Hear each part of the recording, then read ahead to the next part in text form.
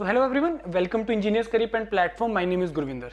सो आज का मेरा जो वीडियो है वो हिमाचल के स्टूडेंट्स को लेके है, जिसमें काफ़ी स्टूडेंट्स का क्वेरी था, कोई जेई एग्जाम को लेके, कोई ए एग्जाम को लेके, sir only non technical, only technical, combination, sir assistant engineer, sir assistant environment engineer. बहुत सारी डिफरेंट कम्बिनेशंस के साथ मेरे को कॉल आ रहे थे कि सर मेरा ये रिक्वायरमेंट है, मेरा वो रिक्वायरमेंट है।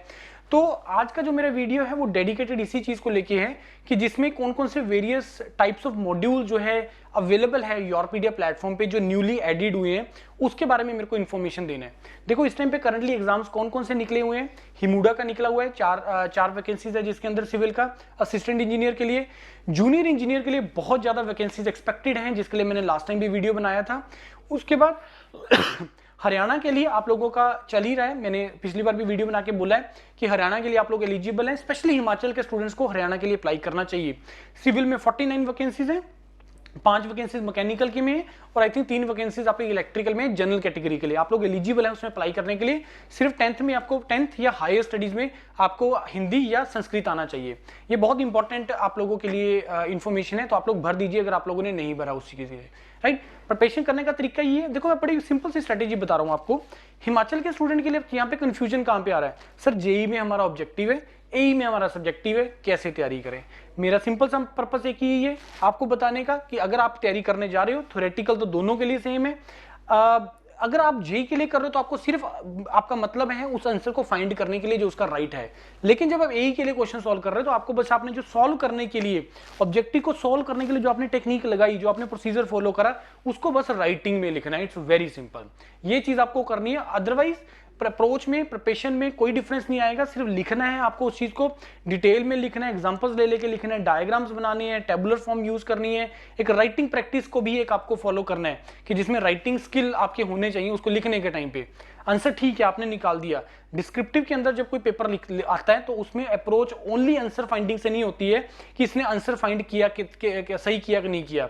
उसमें वो पूरा आपका अप्रोच भी देखता है कि आपने आंसर जो लिखा है वो किस तरीके से लिखा है, क्या आपने अप्रोच फॉलो किया है। राइट, अब जो वेरियस टाइप के मॉड्यूल क्या है, देखिए अगर आपको जेईई के लिए ओनली पेपर 1 का प्रिपरेशन करना है तो अवेलेबल है, ये ऑप्शन जो है आप लोगों का अवेलेबल है। पेपर 1 जो कि आपका नॉन टेक्निकल पार्ट है, जिसमें आपका इंग्लिश, हिंदी, हिमाचल जीके और आपका national international GK, current affairs, वो सारा पार्ट आ जाता है। दूसरा पार्ट आ जाता है कि अगर आपको कंप्लीट ओनली जेई का प्रिपरेशन करना है, मतलब डिप्लोमा होल्डर्स हैं जो जेई के लिए प्रिपरेशन करना चाहते हो, पेपर 1 के लिए और पेपर 2 के लिए, और पेपर 2 यहाँ पे ऑब्जेक्टिव है।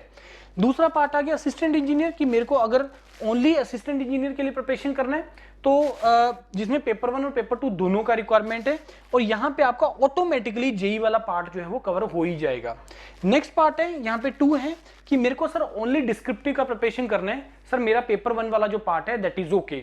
इसके बाद एक और कॉम्बिनेशन बन रहा है सर असिस्टेंट एनवायरनमेंट इंजीनियर के लिए। तो ये सारे परम्यूटेशन कॉम्बिनेशन के साथ डिस्क्रिप्शन में लिंक अवेलेबल है इस पेज के, जहां पे ये सारा इन्फॉर्मेशन दिया हुआ है। इसमें लाइव क्लासेस चल रही हैं, रिकॉर्डेड कंटेंट मिल जाता है, पीडीएफ नोट शेयर हो जाता है, टेस्ट सीरीज शेयर हो जाता है, प्रैक्टिस क्वेश्चन शेयर हो जाता है। ये सारा कंप्लीट मॉड्यूल जो है वो हर इस पैकेज में अवेलेबल है। बस वो कंटेंट आपको उसी तरीके का मिलेगा, जिस टाइप के क्वेश्चन मॉड्यूल के लिए आप एनरोल करेंगे उसी टाइप का कंटेंट आप लोगों को मिल जाएगा। आपको बस एक चीज का ध्यान रखना है, specially being the Himachal student, की आपको बहुत सारे एग्जाम्स लिखने पड़ेंगे। टारगेट नो डाउट कि हिमाचल ही आपका, हिमाचल में बस थोड़ा सा ये है कि क्योंकि छोटा स्टेट है, पॉपुलेशन कम है, तो उस हिसाब से रिक्वायरमेंट जो है वैकेंसीज कंपेरेटिवली कम आती है। लेकिन आपको बाकी एग्जाम्स भी टारगेट करने चाहिए। जैसे हरियाणा मैंने बताया, एसएससी जेई का फॉर्म ओपन हो जाएंगे फरवरी मार्च के अंदर, जिसका जून जुलाई के अंदर एग्जाम आएगा। उसके बाद रेलवे रिक्रूटमेंट बोर्ड का एग्जाम आएगा। पब्लिक सेक्टर में जैसे एसजेवीएनएल, सतलुज जल विद्युत निगम लिमिटेड का इसका एग्जाम होता है। बहुत एग्जाम्स हैं जो थ्रू आउट ईयर आप लिख सकते हैं और आप अपने नियर बाय हिमाचल स्टेट में नियर बाय रह सकते हैं। राइट, तो इस तरीके से अपना प्रिपरेशन कंटिन्यू रखना, पर मोमेंटम बनाए रखो। मोमेंटम लूज नहीं होना चाहिए, क्योंकि अगर मोमेंटम एक बार लूज हो गया फिर ट्रबल स्टार्ट हो जाएगा।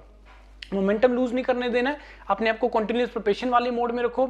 चाहे वीडियोस देखते रहो, क्वेश्चन प्रैक्टिस करते रहो, थ्योरी करते रहो, शॉर्ट नोट्स करते रहो। आपने अपना प्रिपरेशन को कंटिन्यू रखना है, प्रिपरेशन आपको लीव नहीं करनी है।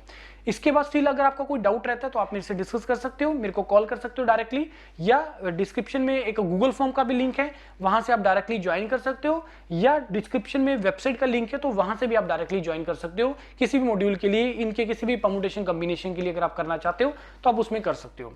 स्टिल कोई query, you can call me. Thank you and all the best.